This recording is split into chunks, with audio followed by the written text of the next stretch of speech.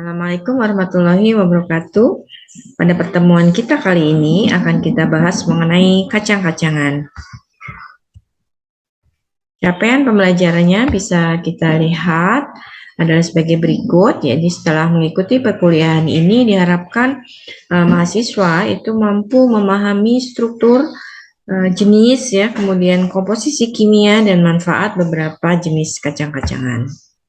Ini adalah beberapa sumber acuan yang saya gunakan, ditambah tentunya dengan rangkuman dari beberapa jurnal ya. Baik, kita lihat bersama-sama secara umum, kacang-kacangan ini adalah bahan pangan yang berasal dari famili Leguminosae. Misalnya ada kacang tanah, kacang hijau, kacang kedelai, kacang tungga ya, dan sebagainya. Nah, kacang-kacangan ini umumnya adalah merupakan sumber protein yang baik.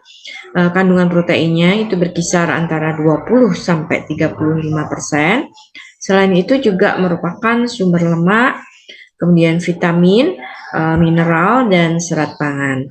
Nah, selain mengandung gizi, ternyata kacang-kacangan juga mengandung beberapa senyawa anti gizi. Jadi ini kebalikannya dengan gizi. Kalau gizi tadi bermanfaat, nah kalau anti gizi itu justru dia mencegah ataupun menghambat penyerapan zat gizi. Jadi misalnya di sini adalah antitripsin, hemaglutinin, oligosakarida, dan asam fitat. Nah, kita lihat bersama-sama apa yang dimaksud dengan senyawa anti gizi tersebut ya. Jadi yang pertama adalah antitripsin. Ini adalah merupakan suatu senyawa protein yang mempunyai kemampuan untuk menghambat aktivitas enzim tripsin. Misalnya adalah pada kedelai.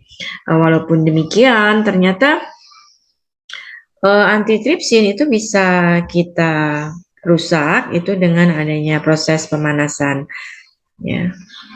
Kemudian hemaglutinin ini disebut juga sebagai lektin. Ini adalah senyawa yang dapat mengumpalkan sel darah merah ya. Kemudian ada asam fitat. Asam fitat ini bisa mengikat unsur-unsur mineral antara lain kalsium, magnesium ataupun besi ya, dan juga akan mengurangi ketersediaannya bagi tubuh. Nah, ini terutama itu terdapat pada kacang-kacangan yang kaya akan kandungan fosfor. Itu bila kandungan fosfornya di atas 70%, biasanya kacang-kacangan tersebut juga mengandung asam fitat. Nah, tapi asam fitat ini sama dengan antitripsin tadi bisa juga dihilangkan selama proses pengolahan kacang-kacangan tersebut. Jadi misalnya dengan pemanasan ya, atau proses perkecambahan maupun fermentasi. Jadi kalau misalnya di kedelai ya, kemudian kedelai itu kita buat sebagai tempe, dia sudah melalui fermentasi, maka asam fitat ini juga sudah berkurang kadarnya atau bahkan hilang ya. Oke, kemudian ada oligosakarida. Ini adalah merupakan salah satu jenis anti gizi yang lain. Oligosakarida ini adalah termasuk karbohidrat ya, yang terdiri dari lebih dari 2 sampai dengan 10 sakarida. Nah, ini terdiri dari beberapa senyawa, antara lain adalah rafinosa, stakiosa, verbakosa, dan lain-lain. Dan senyawa ini bisa menyebabkan flatulensi. Jadi flatulensi itu rasa kembung pada perut ya, disebabkan karena pencernaan kita itu tidak bisa mencerna oligosakarida ini. Tapi yang mencerna nanti adalah bakteri yang terdapat dalam alat pencernaan, dan mereka itu nanti menghasilkan gas sehingga membuat perut kita menjadi kembung. Nah, ini bisa dikurangi dengan cara fermentasi atau menggunakan perlakuan dengan enzim galaktosidase. Kita lihat bersama-sama untuk struktur kacang-kacangan. Jadi secara umum, kacang-kacangan itu terdiri dari perikarp ya, kemudian embrio dan endosperm. Ini adalah contohnya pada kedelai. Jadi di sini ada seed coat. Seed coat ini adalah merupakan perikarpnya, ya. Oke. Kemudian ada kotiledon. Kotiledon ini adalah endospermnya ya. Kemudian tadi ada embrio. Jadi yang namanya embrio adalah di sini. Jadi ini adalah merupakan bagian ya dari biji kedelai yang nantinya itu akan menjadi tunas ya. Atau kalau misalnya dia berkecambah, dia akan menjadi berkecambah ya. Kemudian nanti dia akan menjadi tumbuhan kedelainya. Oke, kita lihat mengenai kedelai ya. Jadi kedelai itu kalau untuk penggolongannya itu terdiri dari dua macam, yaitu berdasarkan warna biji dan berdasarkan umur panen. Untuk warna biji itu ada kedelai kuning, kemudian ada kedelai hijau, dan ada kedelai hitam. Sedangkan berdasarkan umur panen itu ada kedelai genjah, yang umur panennya adalah 78 sampai 85 hari. Kemudian yang tengahan itu 85 sampai 95 hari dan dalam itu di atas 95 hari. Berikut adalah komposisi kimia dari kedelai. Kalau kita lihat bersama-sama, maka untuk kedelai ini terutama adalah proteinnya itu tinggi sekali ya, yaitu 34,9%. Untuk lemak itu juga ada, yaitu sekitar 18,1. Kemudian untuk karbohidratnya 34,8. Selain itu juga dia mengandung serat. Kemudian untuk mineralnya ini yang cukup tinggi adalah fosfor, kemudian kalsium ya, kemudian besi juga ada. Selain itu juga ada vitamin A, kemudian vitamin B1. Nah, kadar protein kedelai ini sekitar 35% dan ini tergantung oleh varietasnya. Nah, umumnya itu terdiri dari fraksi globulin ataupun larut dalam. Kemudian untuk asam aminonya itu cukup lengkap dan memiliki daya cerna yang baik. Sebagai asam amino pembatas itu ada asam amino metionin dan cysteine ya. Asam amino threonine dan lisinya itu tinggi pada kedelai ini, sehingga kalau misalnya kita mencampur kedelai dengan beras ya, maka itu akan menjadi baik kandungan gizinya karena saling melengkapi. Jadi pada beras itu umumnya lisinnya itu rendah ya, dan bila kita campur dengan kedelai yang memiliki lisin yang tinggi, maka akan melengkapi gizi dari beras tersebut. Nah, untuk lemaknya itu kandungannya adalah sekitar 18 sampai 20% dan 85%-nya itu merupakan asam lemak tidak jenuh, termasuk asam linolenat dan linoleat ya. Oke, asam lemak tidak jenuh ini yang dikenal sebagai asam lemak yang baik untuk kesehatan. Oke, kemudian untuk karbohidratnya itu mengandung sekitar 35%, terdiri dari karbohidrat yang larut yaitu baik mono, di maupun oligosakarida, dan yang tidak larut itu terdiri dari selulosa, kemudian hemiselulosa, pektin, dan pati dalam jumlah yang kecil.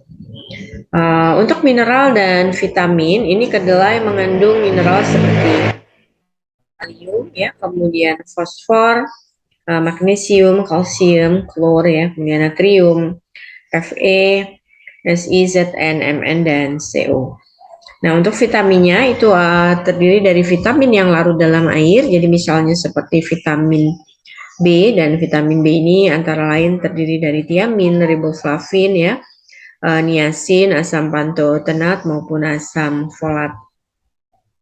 Di samping itu juga mengandung vitamin yang larut dalam lemak yaitu vitamin A dan vitamin E. Oke, nah di dalam kedelai itu juga mengandung senyawa aktif lain yang dikenal sebagai isoflavon itu sekitar 0,25%. Dan isoflavon ini dikenal sebagai suatu senyawa yang mempunyai aktivitas antioksidan, yaitu suatu senyawa yang baik untuk kesehatan karena bisa mereduksi radikal bebas ya.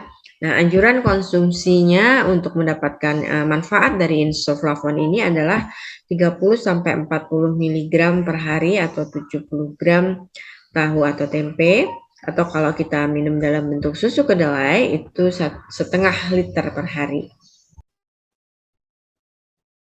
Berikutnya kita bahas mengenai kacang hijau atau Vigna radiata.